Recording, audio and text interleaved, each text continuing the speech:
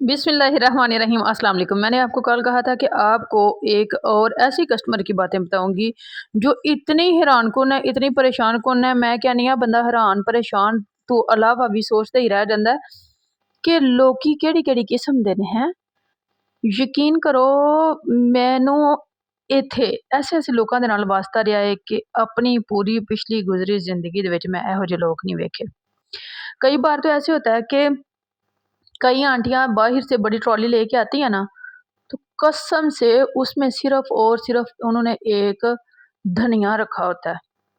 एक धनिया दी गुंजी रख के पूरे स्टोर दे विच ट्रॉली कड़मू के ते वापस छड़ के टुर जांदियां ने। ओह धनिया उत्थे ही छड़ के टुर जांदियां ने। कई आंटियां ऐसियां होंदियां ने।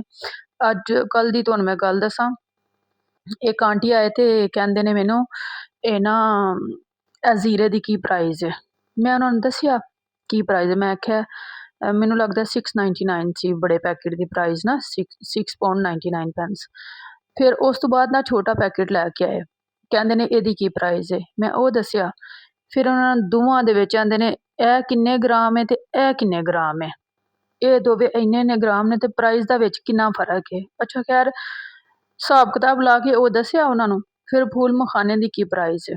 गरम मसाला लैके आए, ए वेख इनू एदे उत्ते रख के स्केल दे वेख ये किन्ने ग्राम है। मैं क्या आंटी हर चीज जिहड़ी है ना ओदे उत्ते लिखिया है कि किन्ने ग्राम है। लेकिन खैर वो उन्हें तसल्ली नहीं थी हो रही। वो फिर भी स्केल के ऊपर रख रख के ना तो मुझसे चेक करवा रही थी कौन सी चीज कितने ग्राम है।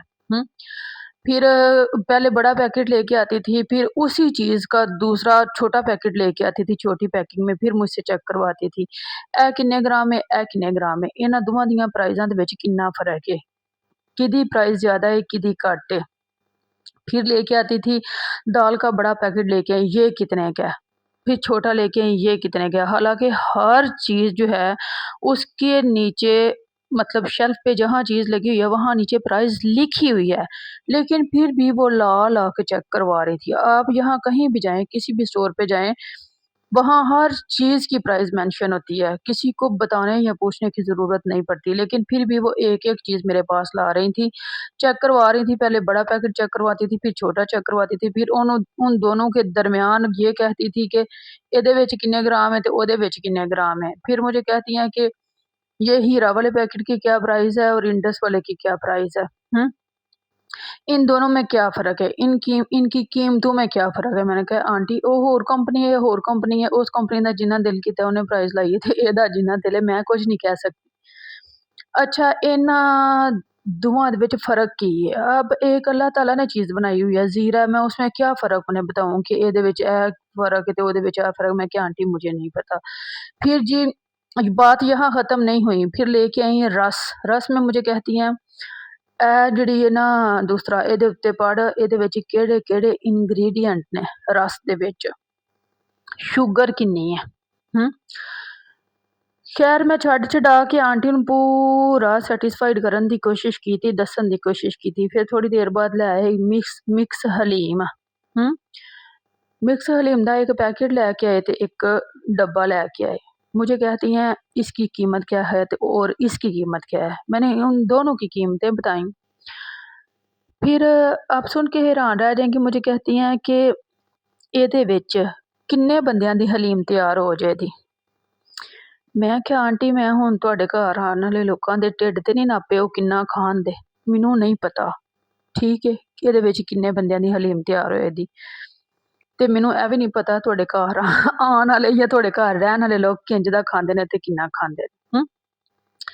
फिर मुझे कहती हैं चल तू दस इन्हां विचों मैं केड़ा लवां। मैं क्या आंटी मैं आपको मशवरे नहीं दे सकती, मुझे नहीं पता कि आप कौन सी चीज़ लें कौन सी चीज़ ना लें। खैर बात यहाँ ख़त्म नहीं हुई। फिर मुझे कहती हैं यहाँ ना कुछ पैकिंग वाले अंडे होते हैं और कुछ ऊपर से मतलब लूज़ होते हैं, वो पैक नहीं होते। मुझे कहती है लूज़ और पैक जो अंडे हैं इन दोनों में फ़र्क क्या है। मैंने कहा मुझे फ़र्क का नहीं पता, प्राइस का पता है।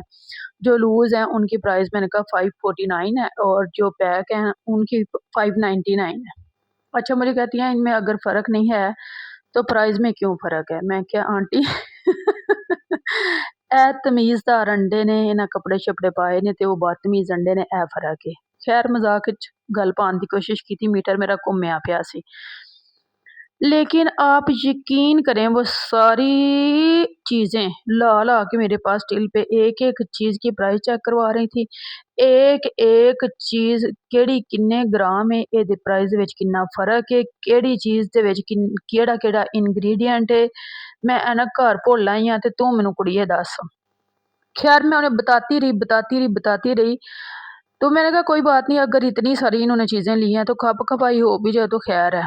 लेकिन वो सारी की सारी चीज़ें छोड़ के एक धनिए की गुंजी लैके ते जांदी यार मैनू यह कह गए कि अज सिर्फ मैं कीमतां दा पता करना सी, फिर मैं किसी दिन आवांगी ते मैं सारी ग्रोसरी करके लैके जावांगी। बात करने का मकसद ये है कि भाई पब्लिक प्लेस पे जॉब करना कोई आसान बात नहीं है। आपको बड़ा हौसला चाहिए, बड़ा जिगरा चाहिए, बड़ा दिल चाहिए थानू। मुझ में इतना हौसला नहीं था, लेकिन अब मैं आहिस्ता आहिस्ता मैं अपने आप को कहा, मैं कहा चल कोई गल नहीं लगी था, कोई गल नहीं। मैं लंबी लंबी सांसें ली, मैंने पानी पिया और मैंने अपना गुस्सा खुद ठंडा करने की कोशिश की। कई दफ़ा इंज हुंदा है कि जिन्हां लोकां नूं फिटे मूँह कहण नूं दिल नहीं करदा, उन्हां नाल भी हस-हस के बोलना पैंदा है। ਇਹੀ ਜ਼ਿੰਦਗੀ है। अगर बंदा ਇਹੋ ਜਿਹਿਆਂ ਲੋਕਾਂ ਦੇ ਨਾਲ गुजारा करना सीख जांदा है ना, तो यकीन करो उन्हें ज़िंदगी दा वल आ जांदा है।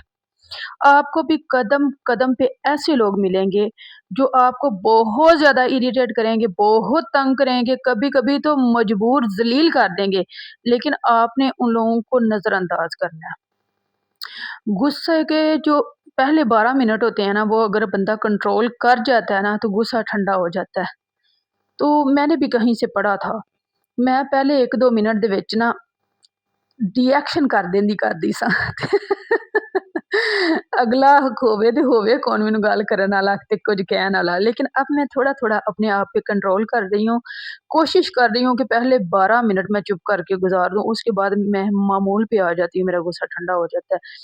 लेकिन कसमें इंज दे लोग बार-बार ज़िंदगी च आंदे रहन ना, ते फिर गुस्सा भी की करे, किन्ना कु ठंडा होए। अपना बहुत सा ख्याल रखना, मुझे दुआओं में याद रखना। जहाँ रहो खुश रहो, शाद रहो, आबाद रहो, हँसते रहो, बसते रहो। और मैं आपको इस तरह की बहुत सारी बातें बताती रहूँगी। अगर आप मेरे साथ जुड़ना चाहते हैं तो मेरी वीडियो को लाइक, शेयर और कमेंट करें और मेरे चैनल को सब्सक्राइब कर लें। इसके कोई पैसे नहीं लगते, ये बिल्कुल फ्री है। इसका फ़ायदा ये होगा कि मेरी आने वाली हर वीडियो का नोटिफिकेशन सबसे पहले आप लोगों को चला जाएगा, ठीक है?